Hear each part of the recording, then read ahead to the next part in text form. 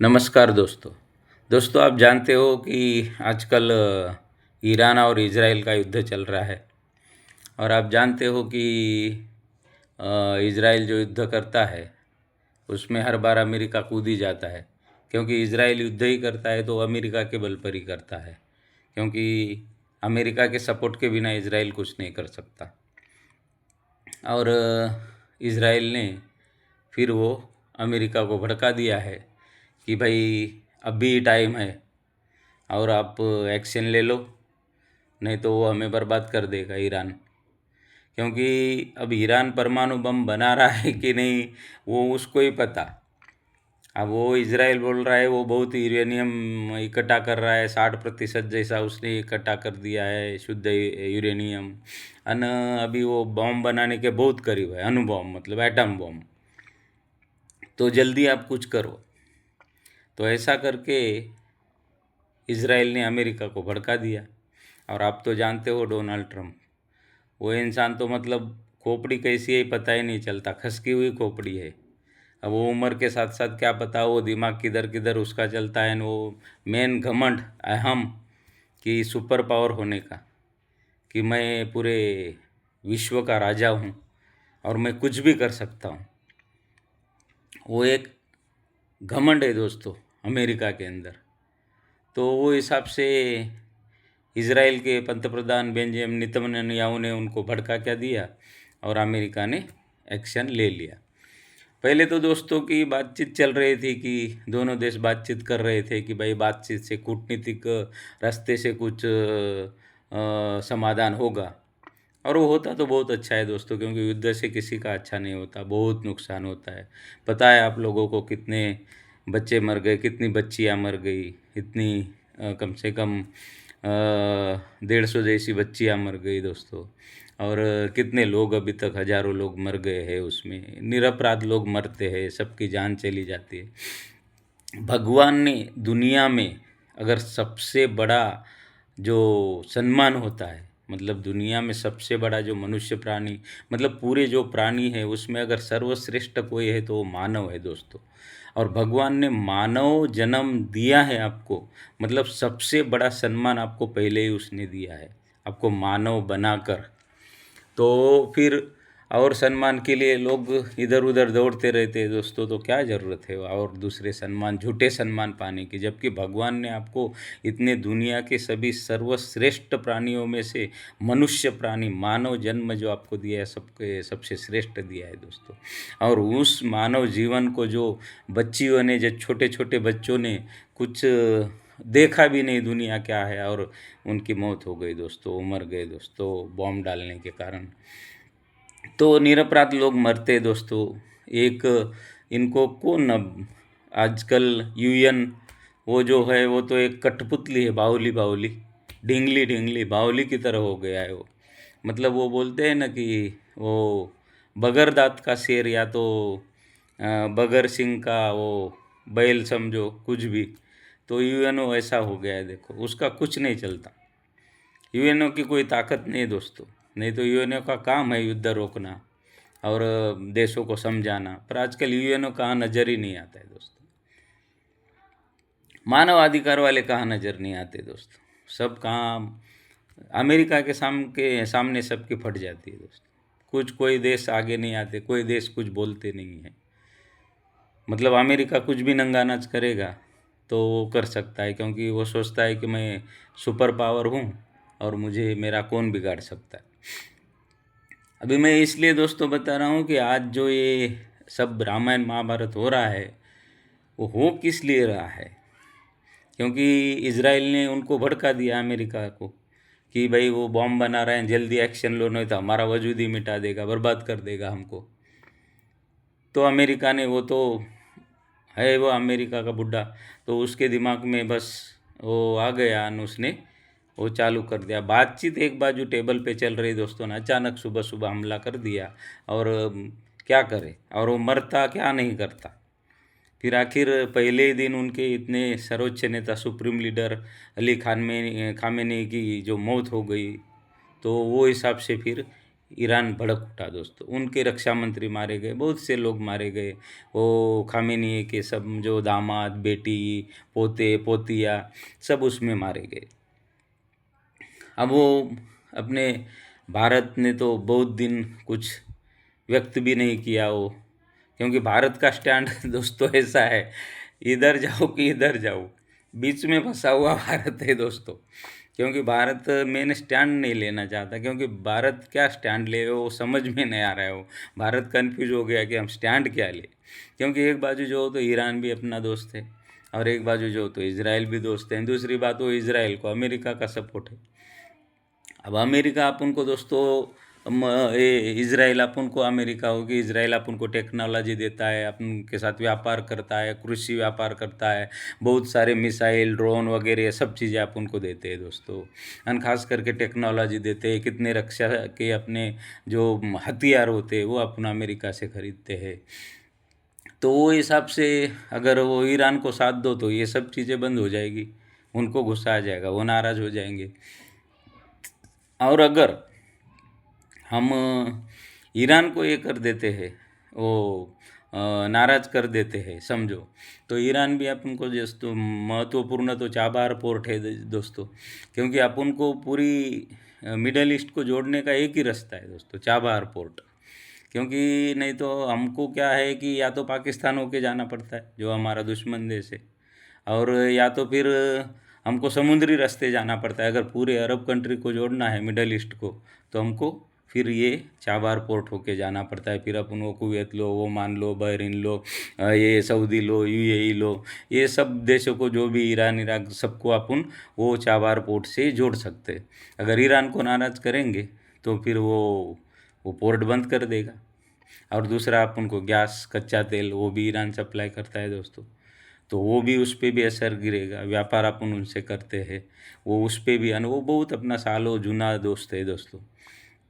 तो वो हिसाब से भारत का स्टैंड ऐसा है कि इधर ना उधर बीच में लटक गए कि किसका वो सपोर्ट करे, कि इजराइल का सपोर्ट करे तो ईरान नाराज़ होगा, ईरान का सपोर्ट करो तो इजराइल नाराज़ होगा दोस्तों।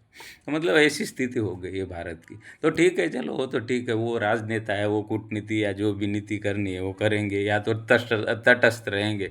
अभी तक जैसे तटस्थ रहे हैं, थोड़े अपने बीच में मंत्रालय ने, वो अफेयर मिनिस्टर की तरफ से मंत्रालय ने वो बोला था थोड़ा कि भाई हाँ, वो हमको उनकी मौत पे दुख है, ऐसा नहीं होना चाहिए वो। और अपने माननीय पंतप्रधान तो हमेशा बोलते ही है कि शांति का रास्ता अपनाओ, बस दोनों शांति से, कूटनीतिक हिसाब से अपना समाधान ढूंढो, वो बोलते ही रहते हैं। और वो सही भी है दोस्तों, अब क्या करें, वो दूसरा कुछ बोल नहीं सकते हैं, बस यही है कि भाई शांति से निपटो और तुम युद्ध खत्म करो। अब मैं ये क्यों बड़बड़ कर रहा हूँ दोस्तों, अब मेरे तो कोई वीडियो लोग ज़्यादा देखते नहीं हैं, पर वो मैं बड़बड़ इसलिए कर रहा हूँ दोस्तों कि अभी ये जो युद्ध हो रहा है वो डर की बुड्ढे की वजह से, तो मतलब उसके एक अहंकार की वजह से, तो उसके अपने गरीब लोगों पर, सामान्य लोगों पर कितना असर हो रहा है दोस्तों, बहुत असर हो रहा है दोस्तों। क्योंकि अभी देखो, अपने भारत सरकार ने एस्मा लागू कर दिया, क्योंकि एस्मा का मतलब है आपकी व्यापारी कोई वो स्टोरबाजी नहीं कर सकते, कोई साठा नहीं कर सकते ज़्यादा, ये वो ब्लैकमेलिंग, ये वो सब लफड़े नहीं कर सकते समझो। एस्मा लागू कर दिया, एस्मा लागू इसलिए कर दिया समझो कि अभी कंडीशन कुछ क्रिटिकल है दोस्तों, मतलब पेट्रोल के, गैस के, वो सभी दाम बढ़ सकते। अब ये दाम बढ़ सकते, उसके पीछेगा कौन दोस्तों? बड़े लोगों को कोई असर नहीं होता दोस्तों।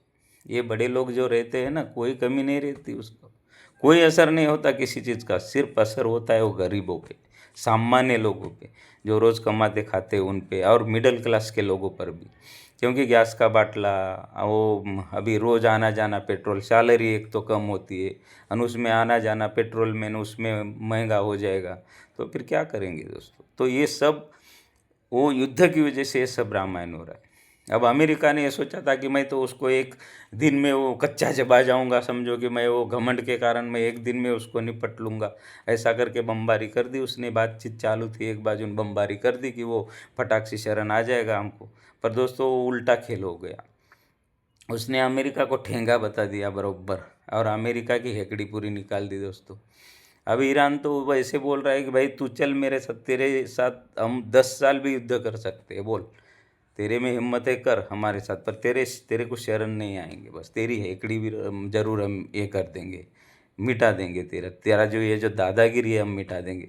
हम जानते हैं वो नहीं कर सकता ईरान इतना, क्योंकि अमेरिका की बराबरी करना बहुत बड़ी बात है। पर दोस्तों, अमेरिका के साथ ईरान जैसे देशों ने बराबरी करना तो छोड़ो, दूर की बात है, पर 5 दिन अमेरिका के साथ टक्कर लेके युद्ध चलाना, वो भी एक ईरान की जीत है, समझो दोस्तों। एक बहुत बड़ी जीत है उनकी, मोराल के तौर पे, मतलब एक मानसिक तौर पे, एक मोराल के तौर पे उनकी जीत है दोस्तों। क्योंकि इतने बड़े देश को टक्कर लेने के बावजूद अब उनको घुटने पे आने की मतलब नौबत आ गई है दोस्तों। क्योंकि अभी वो ज़्यादा वो सटक गई है उनकी खोपड़ी, वो बोलते हैं ना आतामाजी सटक ली, तो ऐसे उसकी सटक गई है खोपड़ी। तो वो बोल रहा है कि बस अभी मैं इतने बॉम्ब डालूंगा न, वो करूँगा, ज़्यादा नुकसान करूँगा न, ये करूँगा न, वो करूँगा। पर ईरान ने भी बोल दिया है दोस्तों कि जो करना है कर, तेरे साथ हम 10 साल भी लड़ेंगे बस, पर वो तेरे को शरण नहीं आएंगे, तेरी जो दादागिरी है ना वो ख़त्म ही करेंगे बस। और हमारे पास हथियार है नहीं है, यूएनओ ने वो टीम ने भी बोला था कि भाई ऐसे कोई हमको सबूत नहीं मिले, ईरान ने सहयोग नहीं किया, वो जो भी है समझो। पर अमेरिका हर देशों के साथ यही करता है दोस्तों, या तो उसको ये बर्बाद करने के लिए दो रास्ते होते हैं, एक तो बोल देता है ये अणुबम बना रहा है, या तो यूरेनियम वो इकट्ठा कर रहा है, या तो बोलेगा कि वो नशीले पदार्थ ये कर रहा है, देशों को बर्बाद कर रहा है, ऐसा करके घुस जाता है, बर्बाद कर देता है, फिर दुम दबा के भाग आता है दोस्तों। उसका मेन खेल एक ही होता है कि बस युद्ध जगह जगह चालू रहना चाहिए, क्योंकि उसके हथियारों का खेल है मेन अमेरिका का। उसको हथियार बेचने पड़ते हैं, वो उससे ही खरीदी करते हैं, उससे ही लड़ते, वो सब अमेरिका की ही देन रहती है दोस्तों। ये सब जो गुंडे बुंडे सब देश वो ऊंधे सीधे करते हैं काम, वो पहले तो सबको अमेरिका ने ये किया हुआ रहता है दोस्तों। आपको मालूम नहीं होगा, पर इतिहास में ऐसा है पहला कि ये जो यूरेनियम, ये जो एटॉम बम बनाने के लिए जो टेक्नोलॉजी जो वो साधन जो लगते थे, पहले अमेरिका ने ही ईरान को दिए थे दोस्तों। मतलब शुरुआती अमेरिका ने ही कराई थी, और बाद में क्या उसकी खोपड़ी सटक गई, मतलब वो लंबा इतिहास है दोस्तों, उसमें मैं नहीं जाना चाहता। तो बाद में ये कराया सब अमेरिका ने ना, अभी सब बर्बाद भी कर रहा है वही, मतलब उसके मन में जो आता है वो कर लेता है दोस्तों। तो इसलिए वो अभी कहने का मतलब ये है कि अभी दोस्तों युद्ध थमेगा तब थमेगा, पर आप सब लोगों को संभाल के वो पेट्रोल वापरो, गैस कम वापरो, क्योंकि अभी यही होने वाला है कि कभी गैस कमन बेचारे गरीब लोगों को तो ये 1,000 रुपये का गैस तो 2,000 में भी खरीदना पड़े, 3,000 में भी हम खुद खरीदते हैं दोस्तों, ऐसा है। क्योंकि बहुत परिस्थिति ख़राब होने वाली है, क्योंकि ये सब वहाँ से आता है सब। और अभी वो दोनों ने ऐसी पॉलिसी चालू की है, ईरान उनके तेल कुएं गैस भंडार नष्ट कर रहा है, और वो इजराइल उनके नष्ट कर रहा है, ईरान के वो सब। अभी देखो सऊदी पे, इस पे उस पे, वो सब मुस्लिम राष्ट्रों पे भी कितनी जगह जो अम्बेसी थी जहाँ जहाँ अमेरिका की, वहाँ सब बॉम्ब डाल दिए।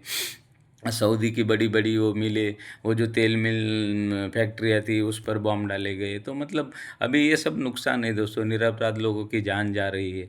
तो ये सब वो यूएन तो चुप आंखें बंद करके बैठा है, बस कुछ नहीं। तो दोस्तों अभी सबको आपको ही ध्यान रखना पड़ेगा कि कैसा वापरना है, पेट्रोल है, गैस है, वो सब। क्योंकि ये कब तक चलेगा पता नहीं, चलेगा नहीं ज़्यादा, पर वो कब तक चलेगा वो भी पता नहीं। पर उसमें सामान्य इंसान पिस जाता है, सामान्य इंसान की परेशानी होती है दोस्तों।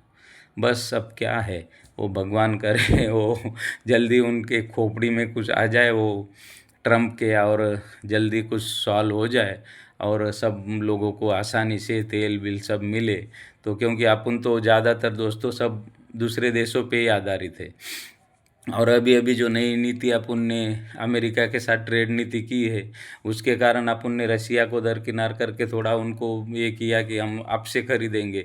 अब उसने ठेंगा बता दिया, अभी थोड़ा ये प्रॉब्लम क्राइसिस चल रही है, तो अभी रसिया से अमेरिका से अपन को परमिशन लेके वो तेल लेना पड़ रहा है। वो भी अभी लेने के लिए बोला है महीने तक, पर अभी रसिया को भी ऐसा लग रहा है कि मैं क्यों दे दूँ, मेरे साथ ऐसी बेईमानी की है।